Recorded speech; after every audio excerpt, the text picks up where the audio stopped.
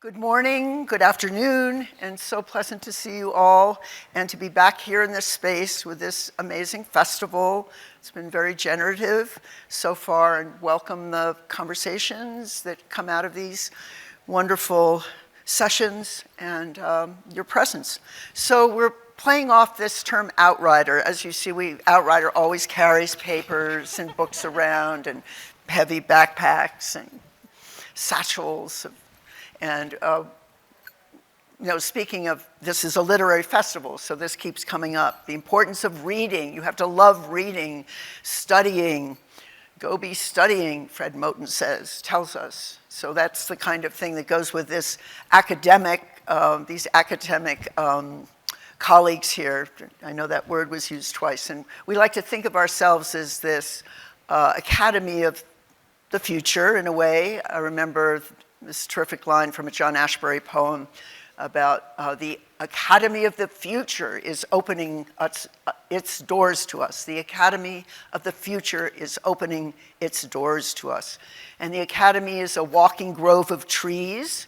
And when we founded the Jack Kerouac School of Disembodied Poetics, which is not exactly an academic name for a creative writing program or a department of poetics, and I remember arguing with some of the board down the line. They said, to use this name, you need a building.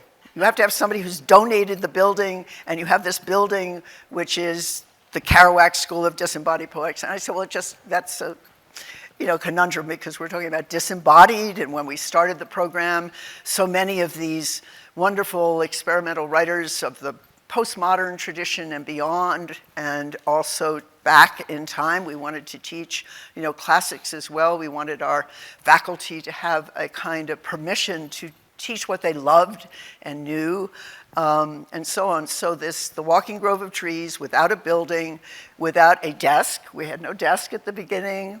For a while, I had a desk. A few years later, with rope handles, and Feng Shui would come and look at our little office and say, I don't know if that's the best situation for your walking grove of trees. In any case, we're 50 years, this year, 50 years old, celebrating that wonderful, halfway to the 100-year project we talked about at our first meetings at Naropa, famous meeting with John Cage and Diane DePrima, and Allen Ginsberg and others, where we spoke of this 100-year project.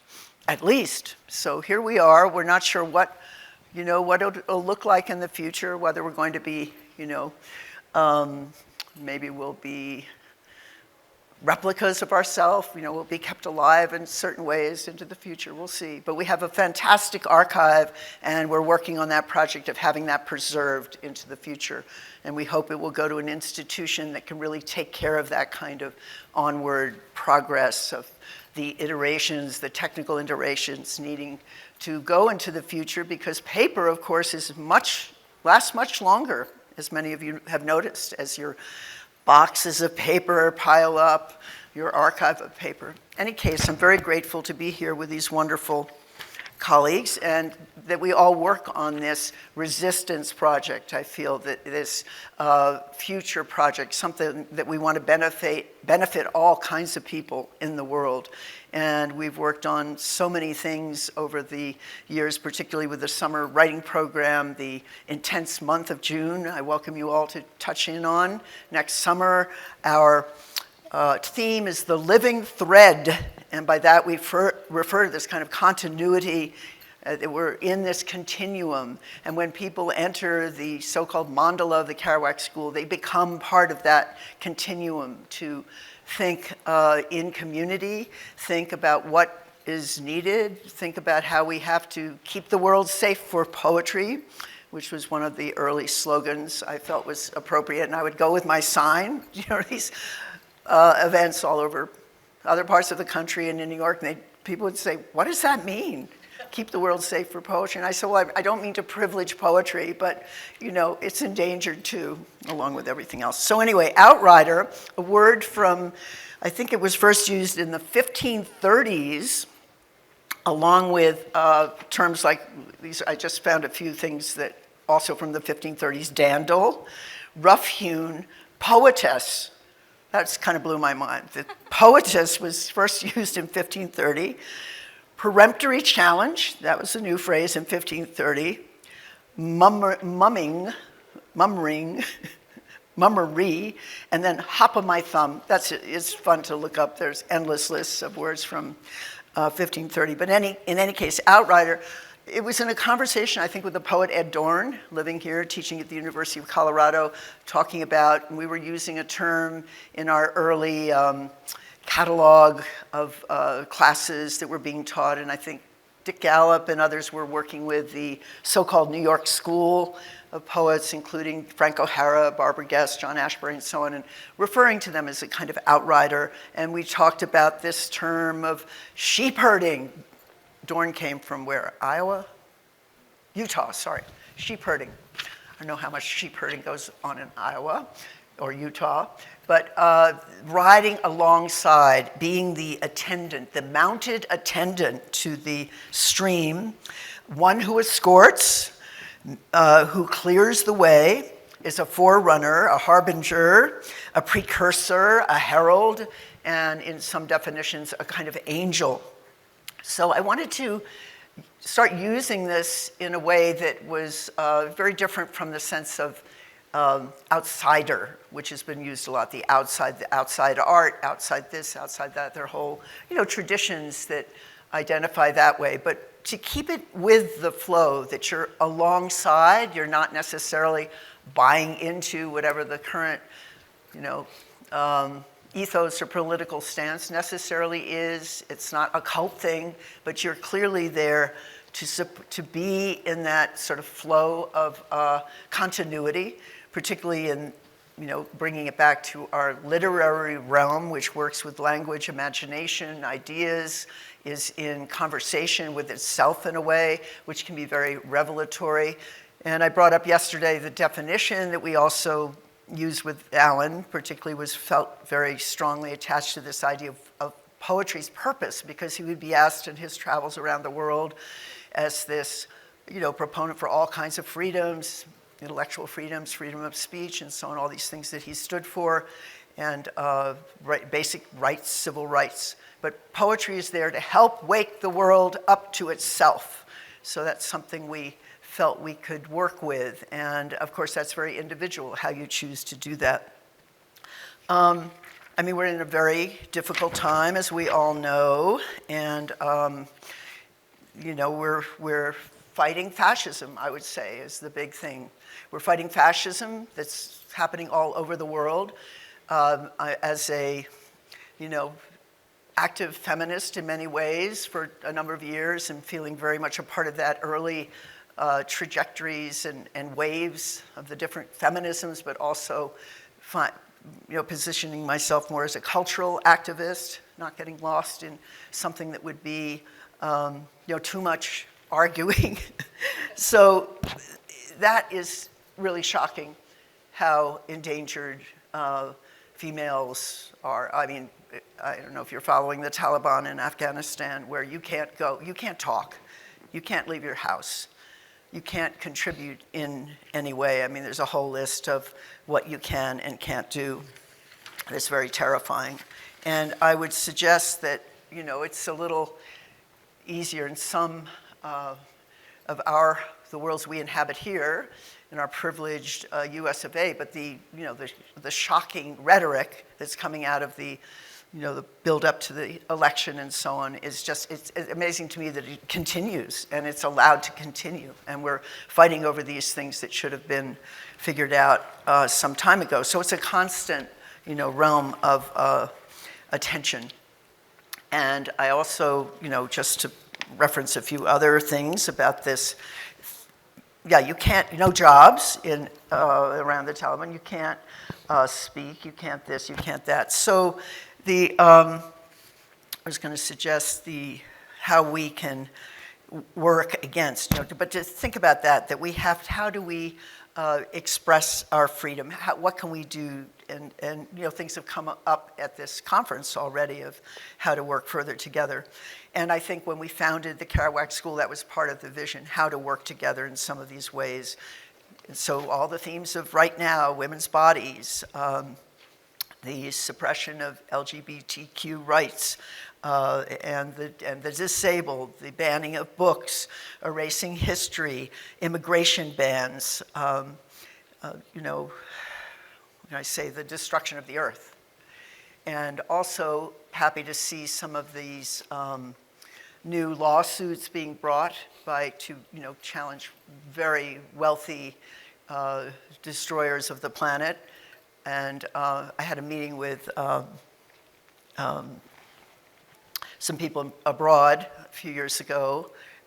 Brian Eno is very involved with this business of huge lawsuits around that kind of, attacking those kinds of large, whole countries even, you can take to court. It takes a while, but we have one student who's out there lawyering and decided to become a lawyer when we were at a protest in Denver around Black Lives Matter, and she just decided to, as people were getting arrested, position herself at that point, just taking notes, getting the names of everybody being arrested and following through and seeing what would happen that day to those particular citizens. So that kind of inspiration, you can be a lawyer and you can be a poet. You can be a doctor and you can be a poet.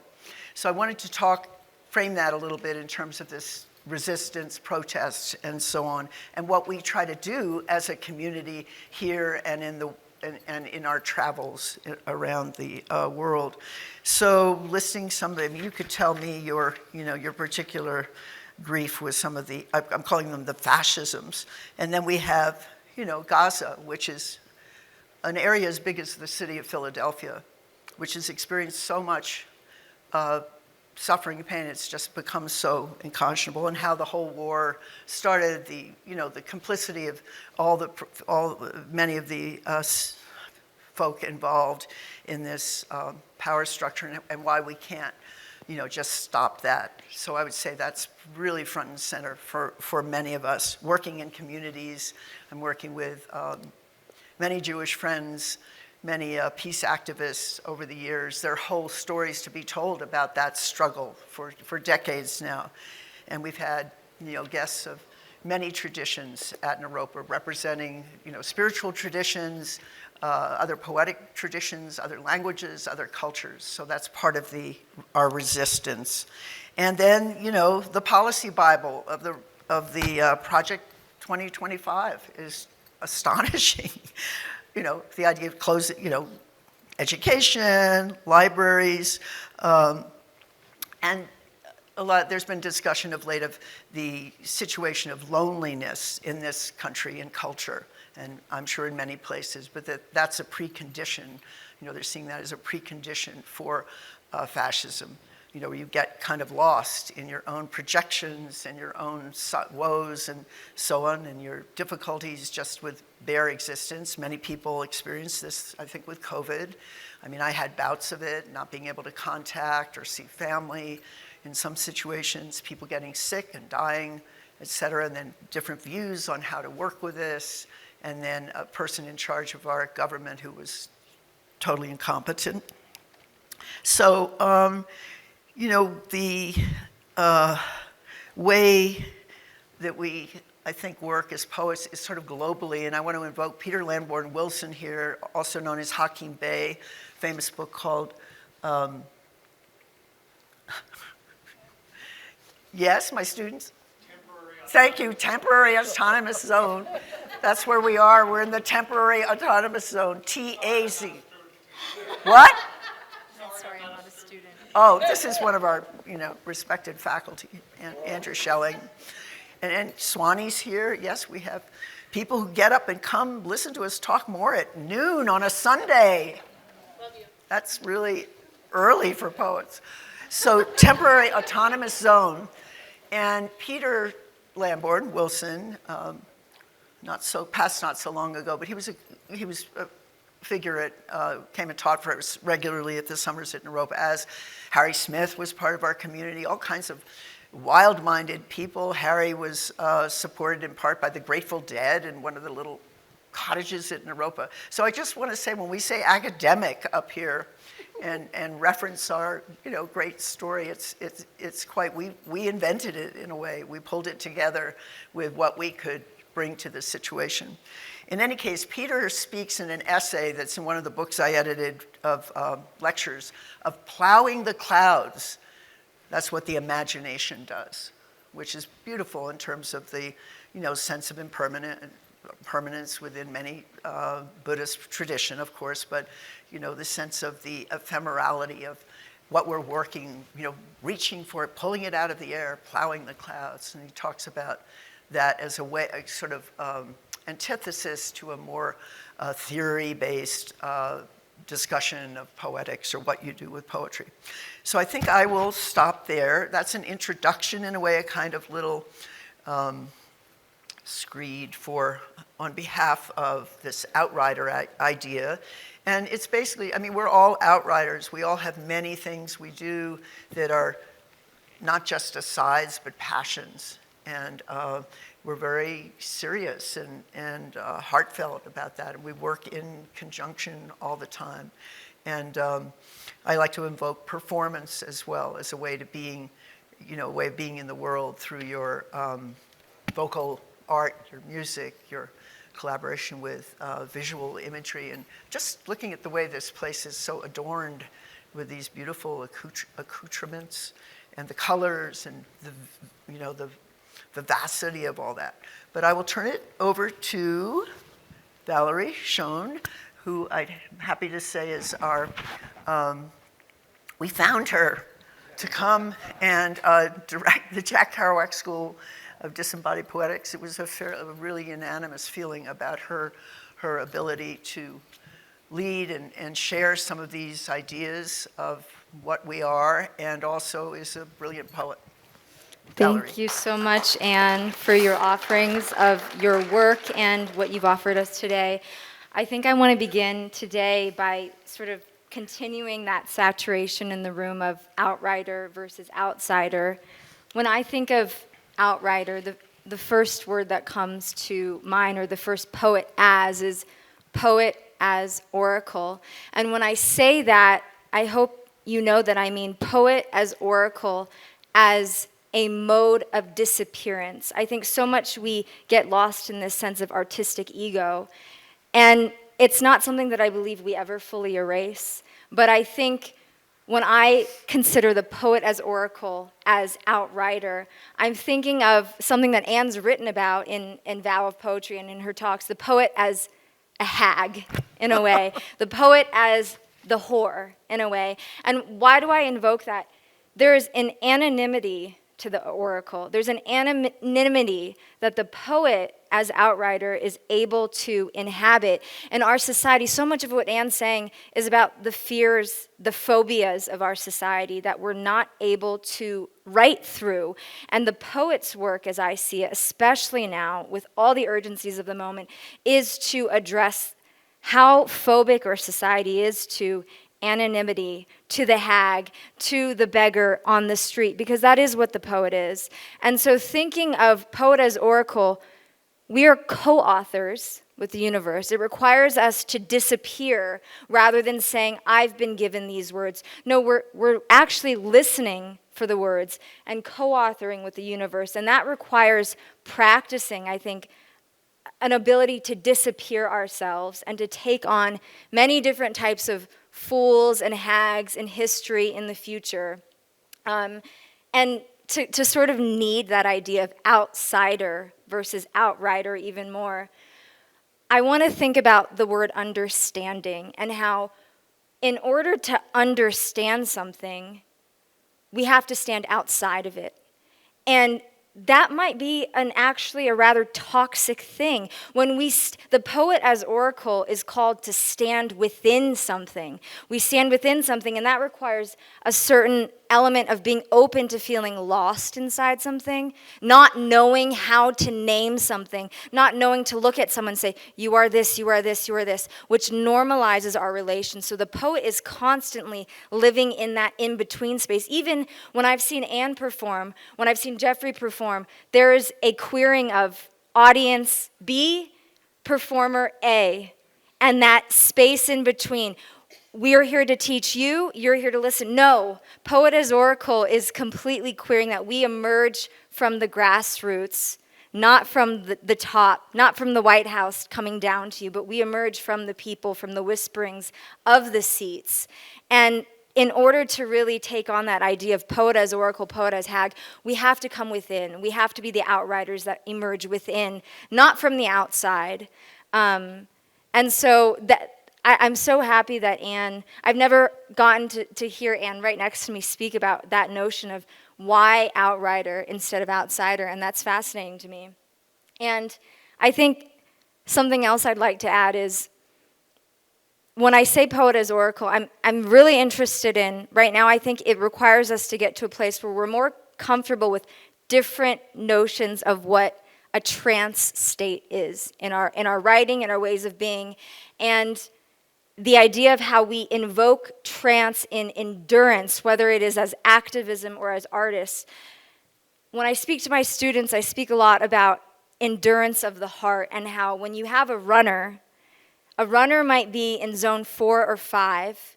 And when I say that, I mean they're exerting their heart and their body so hard that not only could they not have a conversation, they're almost in a sensory deprivation zone.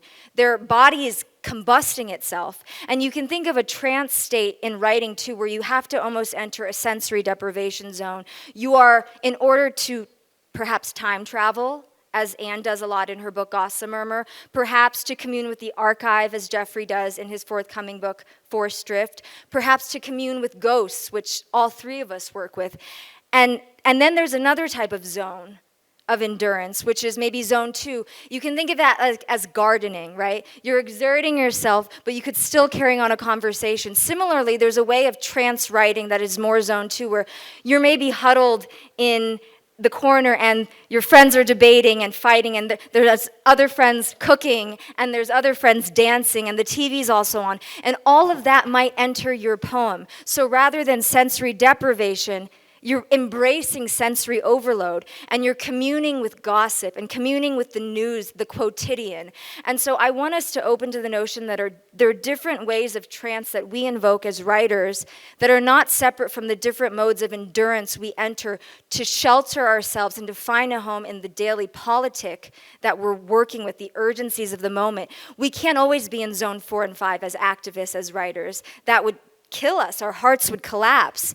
And also, we can't only be in zone 2 because sometimes we have to set away, isolate ourselves and say, I need to time travel right now, whether to the ancient past to commune with ancestors or to the future to see the many doppelganger Annes and to commune with the future. And all of these are forms of co-authorship. We open ourselves to be channels and to commune with the gossip, the news, the spices of your partner's cooking, your friends shouting and fighting, and also with the ghosts, with what's coming geologically to us on a different time scale.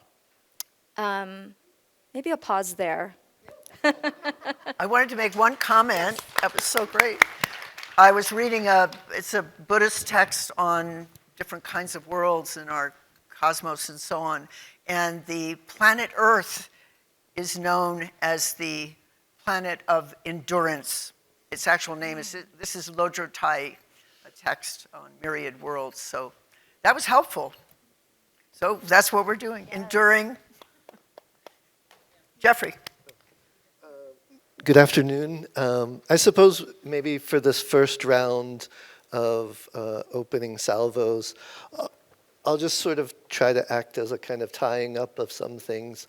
Sometimes when we're talking about the Kerouac school and how the two main lineages of the first Buddhist-inspired university on North America, as well as a writing and poetics program, which has a commitment, historical and ongoing, to experimental writing and avant-garde practices.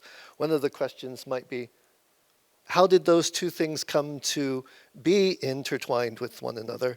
And I think one of the first answers is that both of those traditions, both those lineages of practice, have within them a profound skepticism of the ego and of the individual bourgeois self.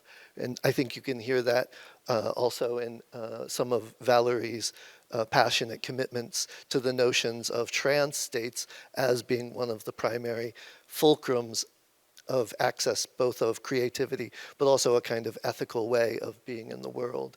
And that an individual subjectivity, a bourgeois subjectivity, is antithetical to the kinds of resistance as well as the kinds of creative practices that we're sort of calling under the word poetry. I mean, historically speaking, we can obviously find different stories about poetry other than those.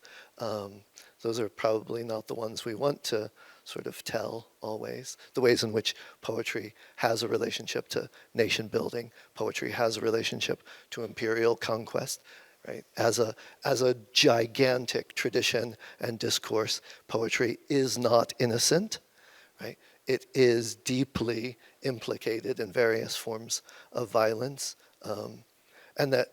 So thinking about poetry and resistance, we also need to think about how to cultivate and nurture the counter voice within the larger traditions of poetry, how to find and to support and to give voice to the forms of poetry that speak against power rather than speak in favor of it or to speak on its behalf. So I think maybe that's a kind of tying up of this first round.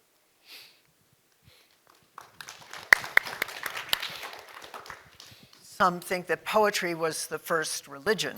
That's often something I try to claim, but and all the other religions came to, be nursed by our brilliant, imaginative breast.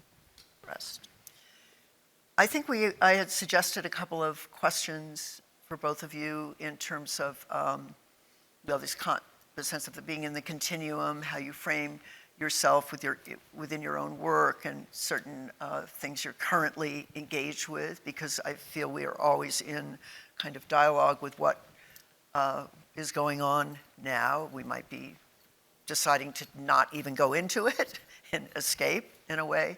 I've been working on a layered, long poem text called Mesopotopia, and starting sort of drawing on some of the Mesopotamian histories and poetries and sort of jumping around through time around kinds of, notions of civilization, different forms that evolve out of world poetics, things going, everywhere from very tribal to much larger shared knowledge of particular myths and so on, and deities, if you will, different kinds of forms, but invoking a lot the epic, which is the epikos, the story of your time, of your tribe, of your wars, of your battles. And an earlier, longer poem took on, the sense of patriarchy and an investigative, as a kind of female body investigating some of those stories. And it was very much a collage and montage of dream and adventure and storytelling and embedded forms. And this book is a little, stricter about, I try to invoke the pyramid texts, which maybe some of you know some of the story of those kinds of texts that, honor all kinds of things and relate to the rulers and the stories there. But I was trying to write a pyramid text honoring Cecil Taylor, the great jazz musician genius, who was a guest at our school several times over the years, and himself a poet. But that kind of thing of mixing, coming up against different worlds. But just to how you frame some of the ways you work with history and what Jeffrey talking about, these different kinds of poetry. You start to think about how poetry has been used in imperial ways and sort of ritual ways, and I spent some time in Mexico and sort of looking at the, what we call the violence of those cultures and the kinds of sacrificial things that go on and what that was all about, and the kind of ceremony that evolves and the extraordinary art that can evolve. So how you would look at your own, even your own background, where your family comes from and some of that. Be very curious to hear. Well, something that is a perennial or even daily obsession of mine is, and I think what calls me back to my practice in a devotional way is the notion, and I'm really grateful for Jeffrey for bringing up how poets, ultimately our material is in bed with oppression, right? We are using language, and so that is a material that's wielded by tyrants as much as it is by those who are oppressed. And so when we think of the idea that you can have a lullaby, which is very soothing, and that same lullaby can be used by someone who must endure an act of violence to get them to sleep at night, to allow them to get through the pain of violence that they're witnessing. And it can also be sung by someone who is soothing themselves as they commit an act of violence. And in our role as poets, and I think this goes back to Anne bringing in the walking grove, right? We are working with Lineage as poets. And this week in class, we talked about the great performance poet Cecilia Vicuña, who has a marvelous line in her performative autobiography. "The pleasure was mutual, but the laughter was mine." And I want to invite us to think about that line. The pleasure was mutual, what we share, that burden, that responsibility of those who are passing things down to us, of what we must carry on, and of those around us now, and of how we resist at the same time, saying, okay, there's a sense that this song that I write as a poet, how am I anticipating how it can be used? Is this going to be easily distorted to become propaganda? Because whether the propaganda is working for the left or the right, I don't want it personally, because it's reducing our human experience. So if as poets we're simply writing words that can be held up on a banner or reposted on social media, we have to question ourselves, how are we leaving room for mutation? How are we leaving room so that the ritual can allow the repetition of violence to be broken? How are we leaving room in our language that the repetition of violence can be broken? And I don't think that's an easy answer, but we engage with it constantly by even carrying that thought with us. I kind of want to bring this to performance now, because Anne invited me to talk about where I come from. I grew up hearing two vastly different folk song traditions. Both Appalachian, Scottish, Irish ballads were something that I listened to a lot growing up, as well as Taiwanese, Chinese folk songs. And something that is common among both of these folk song traditions is the vocal break.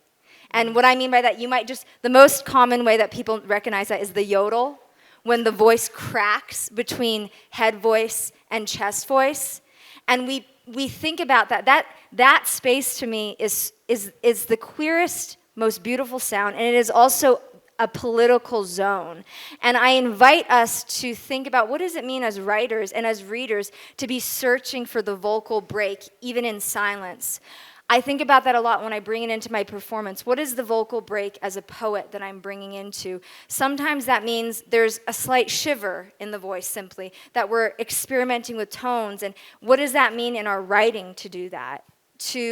And sometimes that means also recognizing sometimes in our writing we are, as Aristotle broke down for the tradition of acting, sometimes we are narrating something, what the chorus did, right? The ancient chorus was narrating the action. And then there was mimesis, which was suddenly the actor addressed the chorus as a character in and of itself. That's another kind of metaphorical vocal break in our writing, when we step between narrating what's happening and then we go into this sort of far-off voice that's addressing an elsewhere, so to speak. So thinking about also the urgency of what it means to be a performer in our work, and what that means to address a kind of different violence and to break the spell of violence. I think there's a lot for us to need out and to explore there as writing still. I want to hear you yodel and bring in some of this other lore, Scottish. I do yodel. Some of my students can attest to this. If you've taken my somatic writing class, we spend a whole day yodeling. and then bringing that vocal break into our writing. It's practicing being fools. It's practicing finding the laughter of the day, right?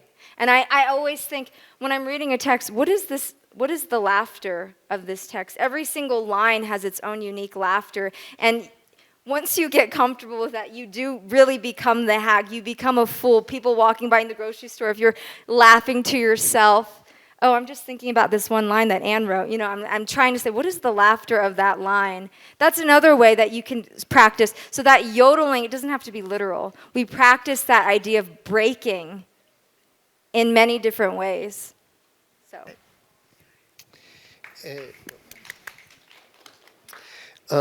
Following up on Anne's invocation of the epic and Valerie's invocation of multivocality, within the epic tradition, there's the notion of metastasis, where the poetry takes on the multiple perspectives and moves across them, and perspective and voicing is mobile, so that it's not simply the point of view of the hero or the point of view of the poet, but poetry itself is mobile along multiple axes.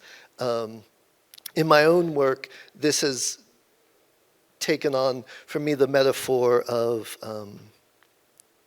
photosensitive paper, where if you lay it out and you lay objects on top of it, and then the sun will land upon them, and then you take away the objects and you take away and then you have the shadow images of these.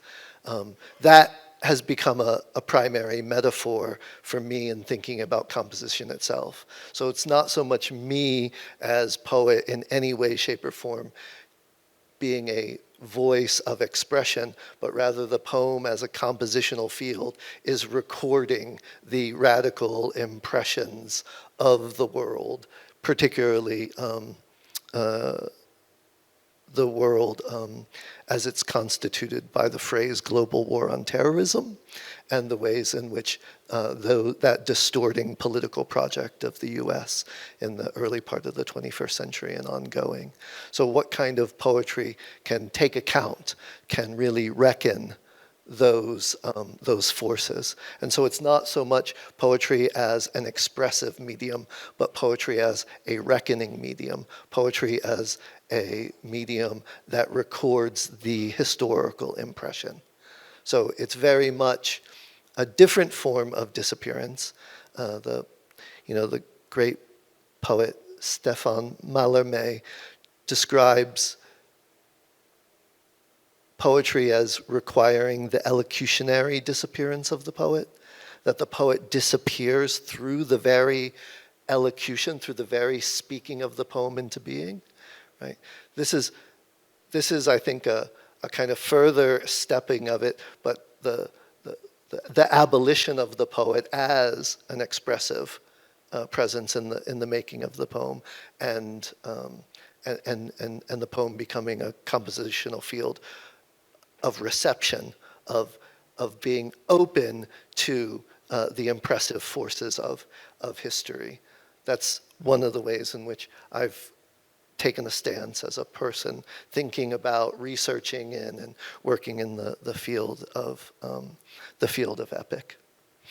And we use the term sometimes investigative poetics or documentary poetics because you're reading, studying, researching sometimes. And I've found in terms of this Outrider, some of the projects that have become longer poems, like the Manatee Humanity Project, like really getting into the swimming with the manatee and traveling to encounter a suffering manatee, getting involved with the different situations around the world, actually, of their survival, and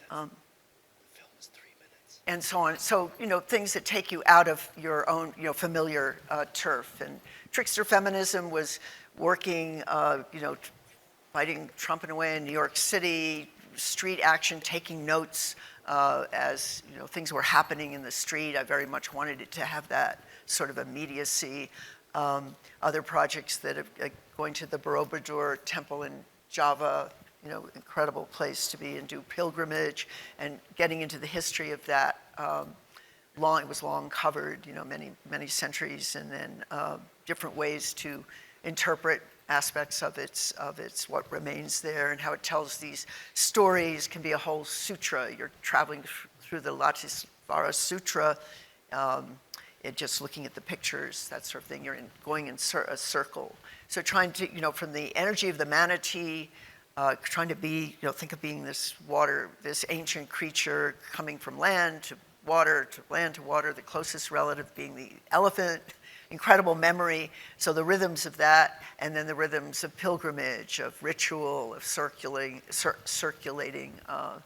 the history and time. So that sort of building. But I wanted to mention Celan in relationship to working with language. He was writing in German, which was his mother tongue, in a sense, that his mother sang lullabies to him in German and stories and so on. But it was also the language of the oppressor, having, very direct family tragedy with the Holocaust and so on. So those kinds of choices that people might make to actually take the enemy tongue to really write these, extraordinary poems.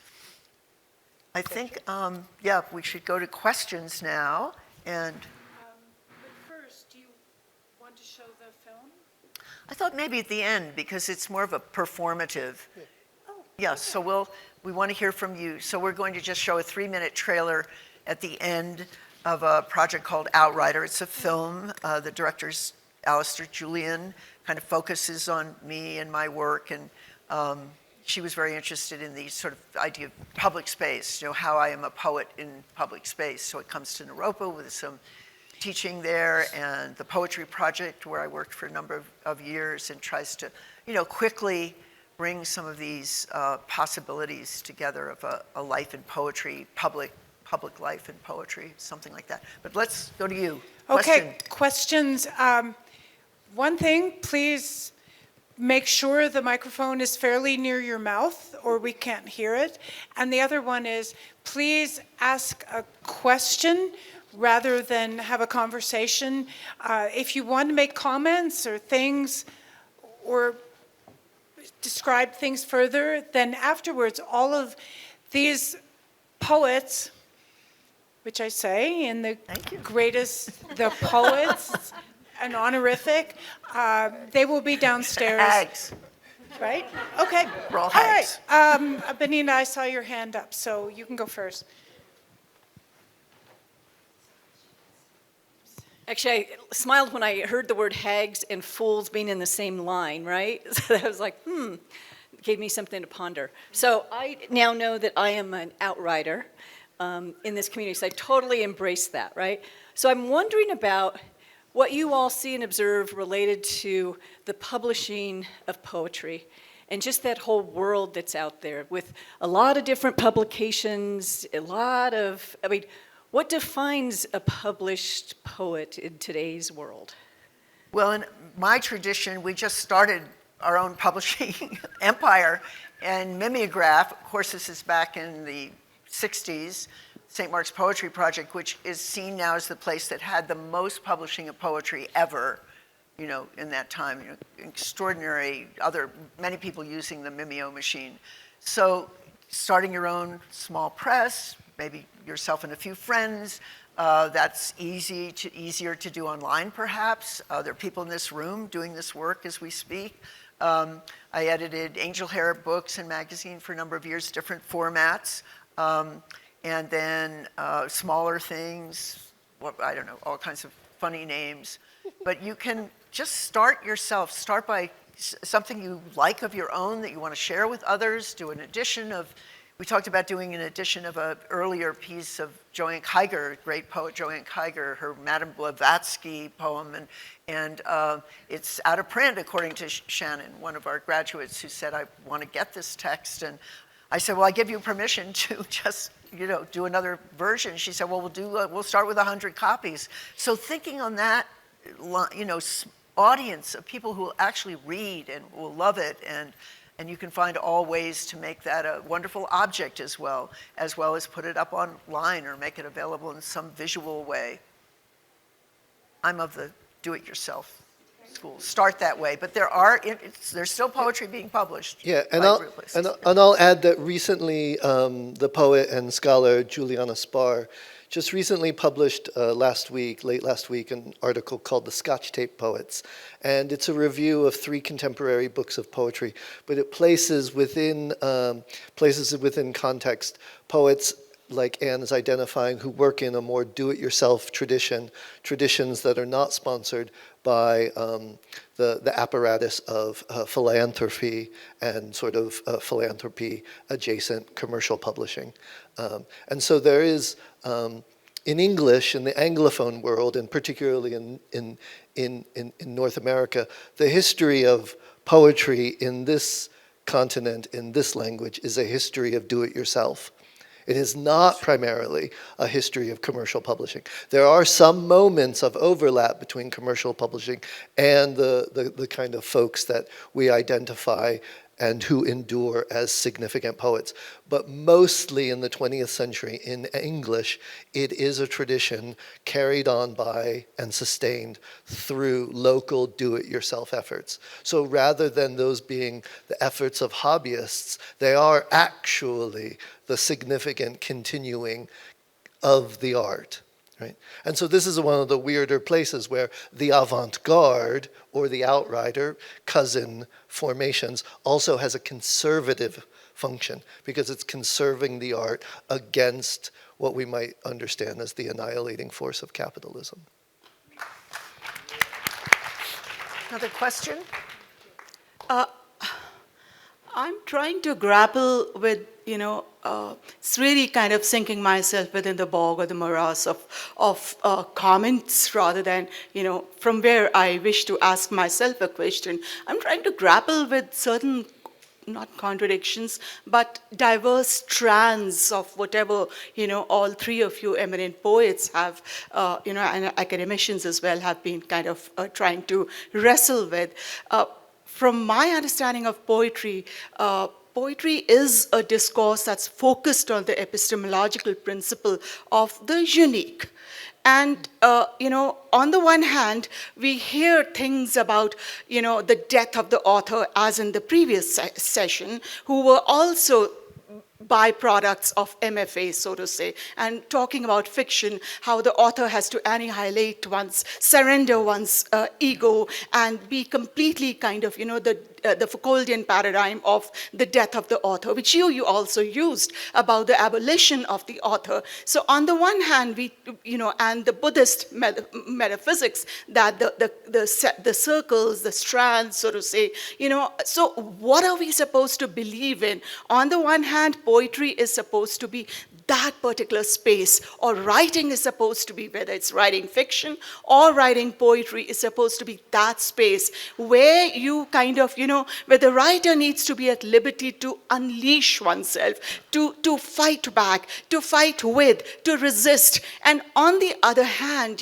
there is this Buddhist paradigm very conveniently, which all of us, as thinkers, as writers, use to kind of, convey this kind of not really facile message, but something that needs to be kind of, dug into further, about surrendering oneself. So are we supposed to be, what does, outrider imply in the sense of being an insider or the outsider? And very interestingly, this kind of, happened in the previous session also. The speakers, the writers who were talking about mixed marginalia and identity crisis when you are, when you can't define yourself ethnically or racially or, religiously. So, where do we stand as, as outriders? It's convenient to kind of dig ourselves into that whole of various strands of thinking and say, and so it's like, it seems like, a kind of morass of, I'm sorry to use the word, but strands of contradictions. Yeah. The unique versus the popular, the resisting forces within us versus the accepting forces within us, the calm within us, the death of the author, or where do we stand as outriders? In the, negative capability space, being able to hold in the mind contradiction, without any irritable reach after fact or reason. Reason comes up in, philosophy and this and that and so on, and I always resist that in terms of when I think about poetry. So, you say something, I saw you. Oh, I would just say that that you've identified what I understand to be a generative set of contradictions rather than a set of contradictions that don't sort of help propel. That was great. I felt Yeah. inspired. I thought you were just adding to the Yeah. conversation, that it wasn't a question. It was sort of opening it up Yeah. and showing that dance and energy and symbiosis and, entanglement. Yeah, and I think that we'll arrive at a different reconciliation, if not sort of reconciliation.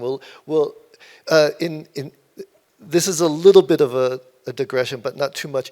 In Samuel Taylor Coleridge's Marginalia, he had a particular note rather than like a little star or underlying. He would make two semicircles facing one another.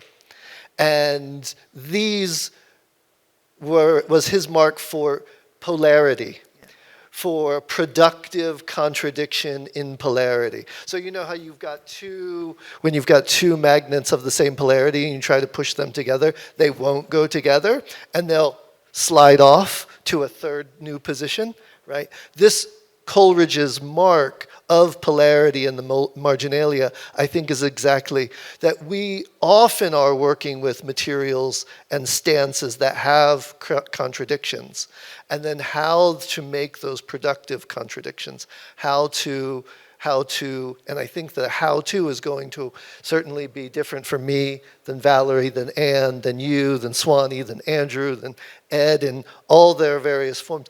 I would say also that to cultivate within oneself as an artist, arriving at a different resolution at the given line or the given poem, so that you yourself have a greater degree of freedom around your relationship to these contradictions. So not to seek a final answer, right? But to seek always provisional answers, even provisional from poem to poem and line to line. I think we are going to move on, but thank you so much for bringing that. We're going to be downstairs, I think, signing books, or just come and visit us in the next moments. And I think this little trailer, I promised the director I would show it today. She's very excited about it. Will premiere soon and so on. A little taste. Do we have time for that? Yes, we do. Do you have the trailer queued up? Great. Here we go. The word is a magical entity. It's a thing. Working with willow rods, that's the method. The way it can build a vision of how to be in this world. To communicate on other kinds of levels beyond greed and power and empire.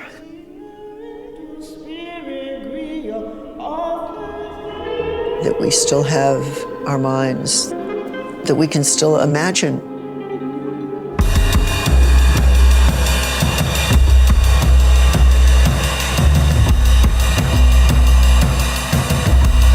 The next poet, she was born in Greenwich Village. She has affairs with books. She writes, publishes, copulates, and gives birth to books. She's Anne Waldman. They speak to us with sealed lips. I believe she made a decision at an early age about whether she would be a poet or whether she would be a performer. She chose poet and became poet performer.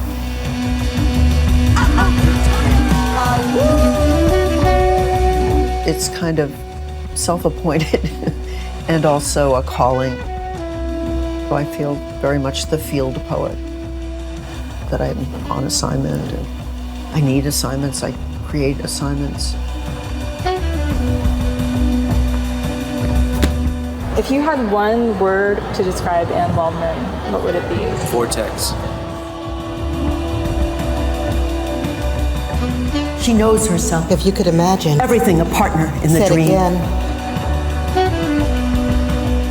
Faces keep shuffling through like a deck of human cards. Oh, she's a wizard, alchemist, tornado. Poetry is so dangerous. It's dangerous. Commodification, fun hog time.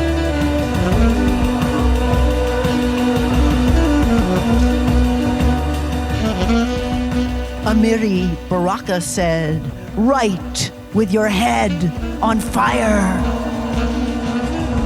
If you're a writer, you commit to that magic with the word to keep riding, taking the whole ride. It's an adventure story.